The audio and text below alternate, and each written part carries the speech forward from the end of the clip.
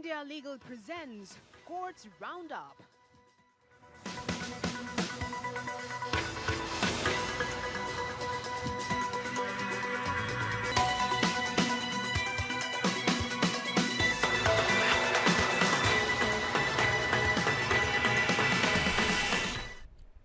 नमस्कार, स्वागत है आप सभी का। मैं हूं आपके साथ कुमार कुणाल धीरज। आप देख रहे हैं कोर्ट्स राउंड अप। इस बुलेटिन में अगले आधे घंटे तक हम आपको कोर्ट से जुड़ी तमाम छोटी बड़ी खबरों से अप टू डेट करवाएंगे। सुप्रीम कोर्ट से लेकर हाई कोर्ट और लोअर कोर्ट्स तक के फैसलों को आपके सामने रखेंगे। तो आइए शुरू करते हैं courts round up. India Legal presents Courts Roundup.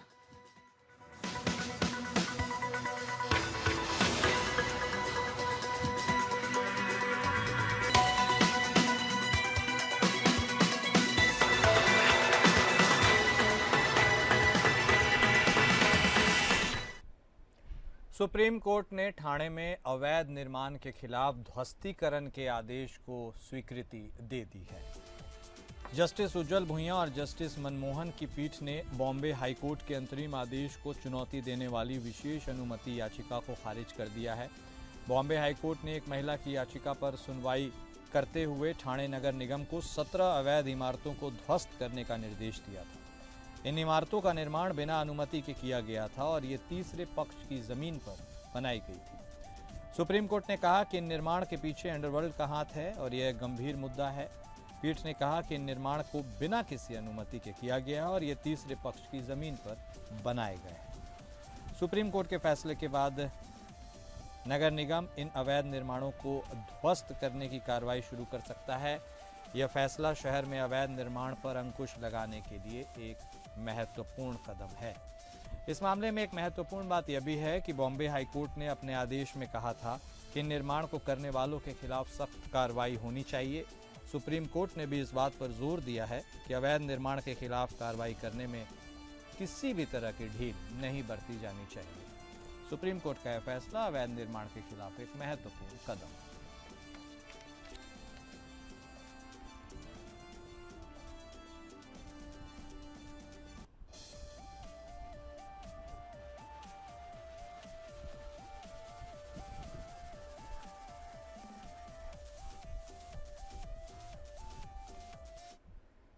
Supreme court ने ठाणे दरगाह के ध्वस्तीकरण को 7 दिनों के लिए फिलहाल रोक दिया है। दरगाह प्रबंधन ने बॉम्बे हाईकोर्ट के ध्वस्तीकरण के आदेश को चुनौती देते हुए सुप्रीम कोर्ट में याचिका दायर की थी। जस्टिस उज्जवल भुइयां और जस्टिस मनमोहन की पीठ ने याचिका पर सुनवाई करते हुए दरगाह के ध्वस्तीकरण पर रोक लगा दी। बॉम्बे हाईकोर्ट ने एक याचिका पर सुनवाई करते हुए ठाणे दरगाह को ध्वस्त करने का आदेश दिया था। कोर्ट ने कहा था कि दरगाह का जो निर्माण है वह अवैध रूप से किया गया है और यह सरकारी जमीन पर स्थित है। सुप्रीम कोर्ट ने प्रबंधन की याचिका पर सुनवाई करते हुए ध्वस्तीकरण पर 7 दिनों की रोक लगा दी है। कोर्ट ने कहा है कि दरगाह प्रबंधन को बॉम्बे हाईकोर्ट के आदेश को चुनौती देने का अवसर दिया जाना चाहिए। दरगाह प्रबंधन ने अपनी याचिका में कहा है कि बॉम्बे हाईकोर्ट का आदेश गलत है और यह दरगाह के इतिहास और महत्व को नज़रअंदाज करता है। दरगाह प्रबंधन ने कहा कि वे दरगाह के निर्माण के लिए आवश्यक अनुमति प्राप्त करने के लिए तैयार हैं। सुप्रीम कोर्ट का यह फैसला दरगाह प्रबंधन के लिए एक महत्वपूर्ण राहत है। कोर्ट ने दरगाह के ध्वस्तीकरण पर रोक लगा दी है और दरगाह प्रबंधन को अपनी बात रखने का अवसर दिया है। यह मामला अभी भी सुप्रीम कोर्ट में विचाराधीन है और आगे की सुनवाई के बाद ही इसका निपटारा होगा।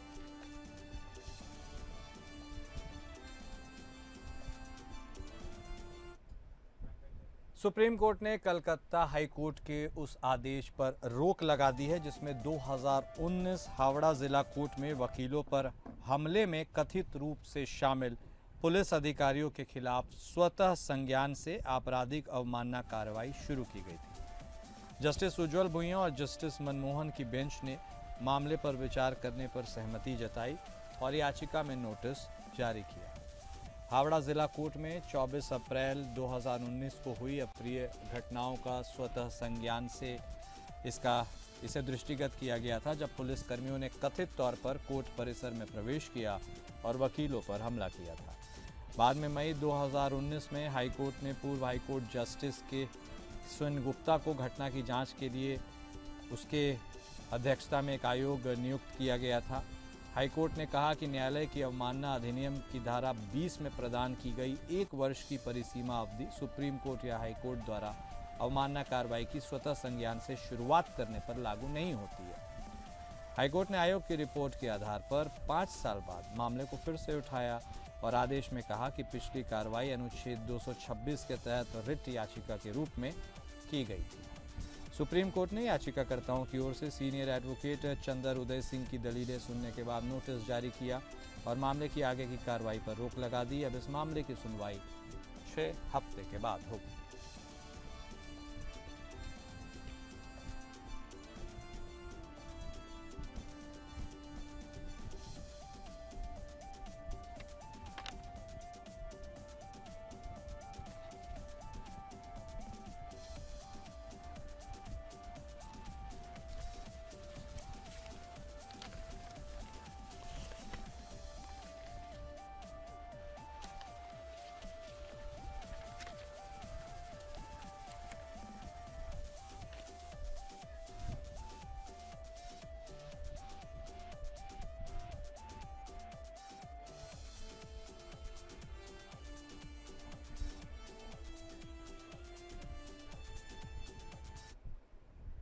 ठग लाइफ फिल्म पर सुनवाई करते हुए सुप्रीम कोर्ट ने कहा कि फिल्म को रिलीज होने से रोकना अभिव्यक्ति की स्वतंत्रता के अधिकार का उल्लंघन है।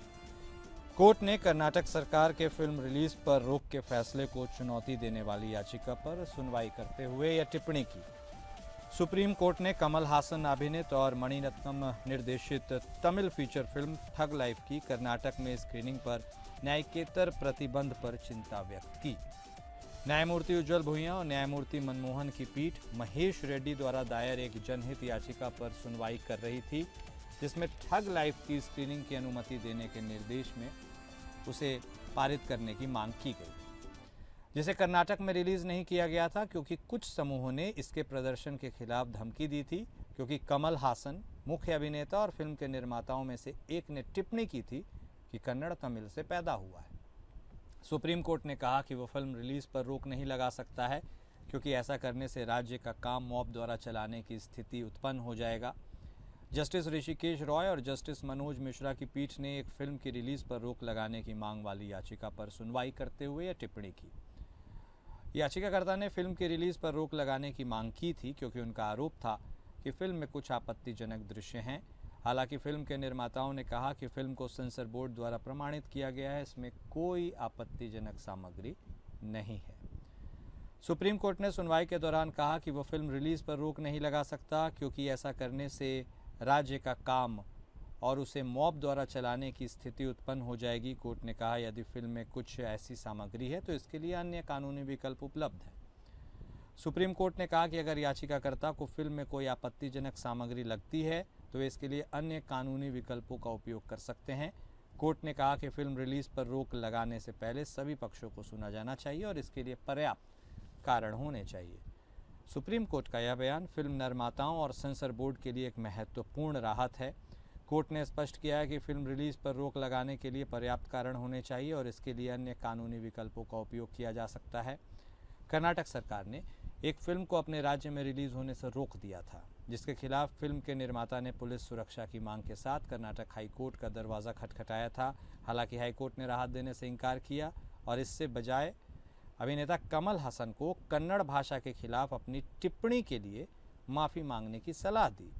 सुप्रीम कोर्ट ने सुनवाई के दौरान कहा कि भारतीय संविधान के अनुच्छेद 19 भाग 1 के तहत अभिव्यक्ति की स्वतंत्रता एक मौलिक अधिकार है। कोर्ट ने स्पष्ट किया कि अगर फिल्म को सेंसर बोर्ड द्वारा प्रमाणित किया गया है तो इसके बाद किसी भी फिल्म को रोका नहीं जा सकता। सुप्रीम कोर्ट ने कर्नाटक सरकार से बुधवार तक जवाब दाखिल करने को कहा है और कर्नाटक हाई कोर्ट में लंबित याचिका को अपने पास स्थानांतरित कर लिया है।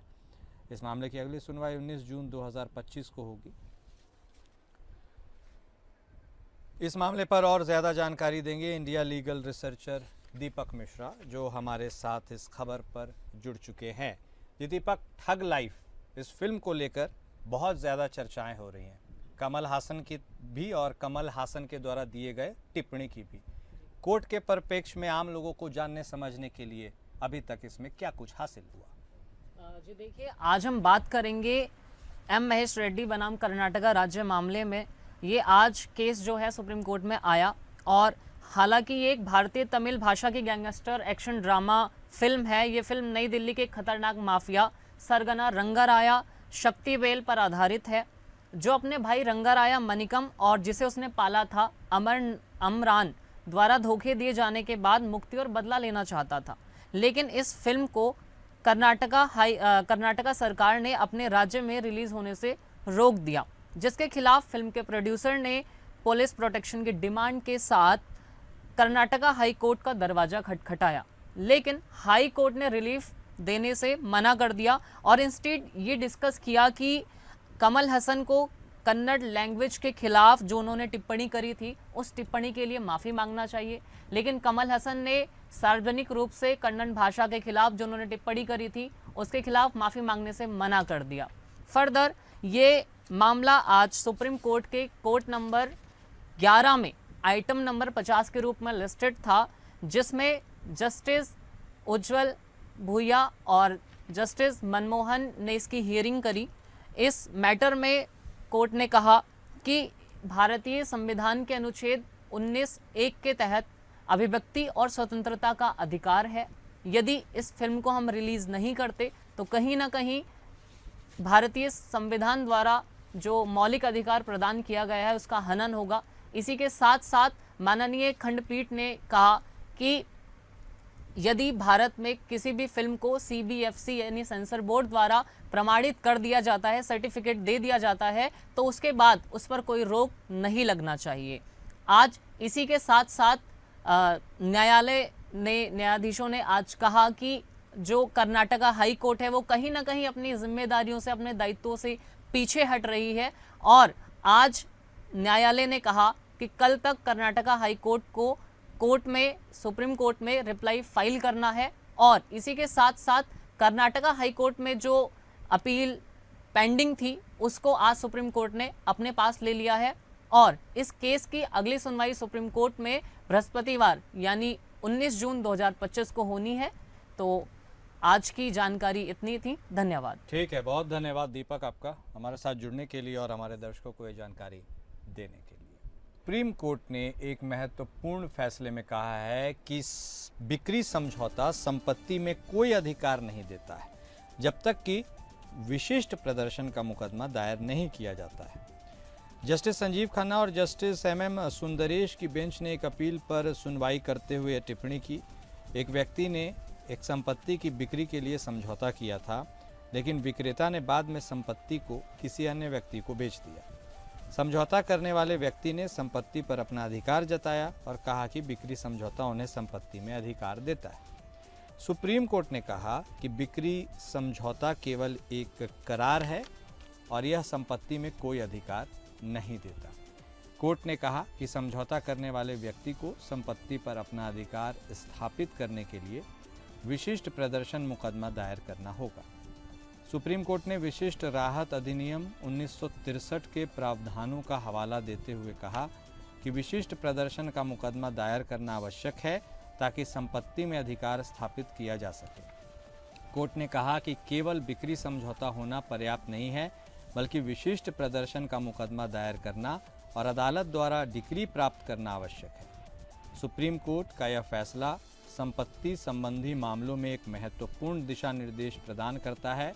कोर्ट ने स्पष्ट किया कि बिक्री समझौता संपत्ति में कोई अधिकार नहीं देता है जब तक कि विशिष्ट प्रदर्शन का मुकदमा दायर नहीं किया जाता है और अदालत द्वारा डिक्री नहीं दी जाती।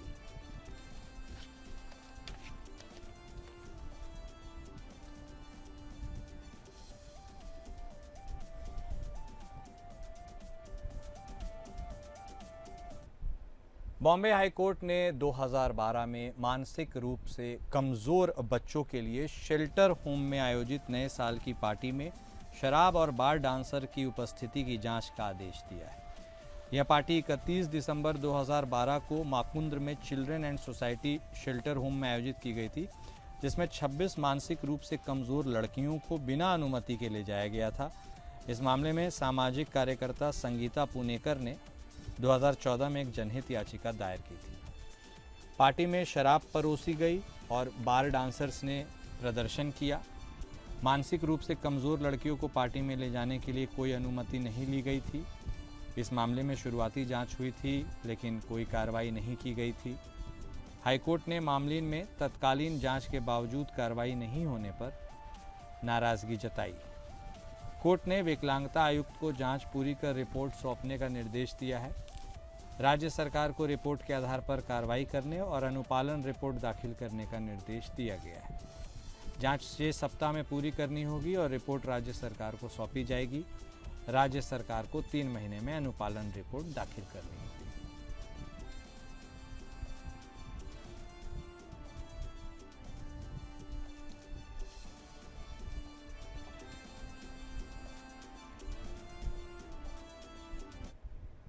आइए अब इंडिया लीगल वेब रिपोर्टर से समझते हैं कि अधिवक्ताओं को किस तरह का कानूनी संरक्षण प्राप्त होता है।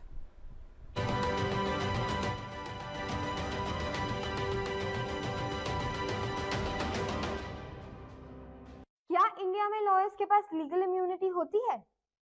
इंडिया में लॉयर्स के पास पूरी लीगल इम्यूनिटी नहीं होती, लेकिन उनके पास कुछ लीगल प्रोटेक्शंस होते हैं ताकि वो अपने कर्तव्य को परफॉर्म कर सकें।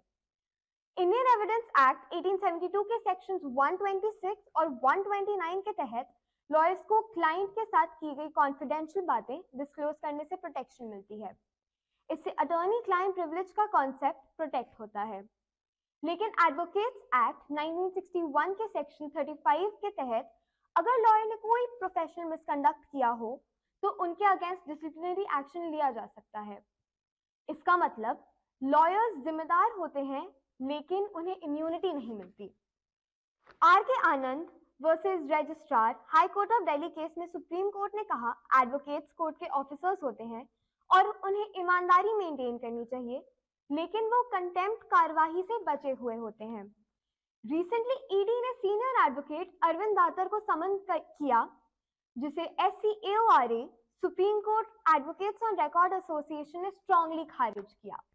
उन्होंने कहा ओपिनियन के लिए कोर्सिव एक्शन लेना रूल ऑफ लॉ को खारिज करता है, बट ओवरऑल लॉयर्स को अपने काम में कुछ प्रोटेक्शन मिलता है, लेकिन उनके पास सिविल या क्रिमिनल लायबिलिटी से कोई इम्यूनिटी नहीं होती अंडर भारतीय कानून।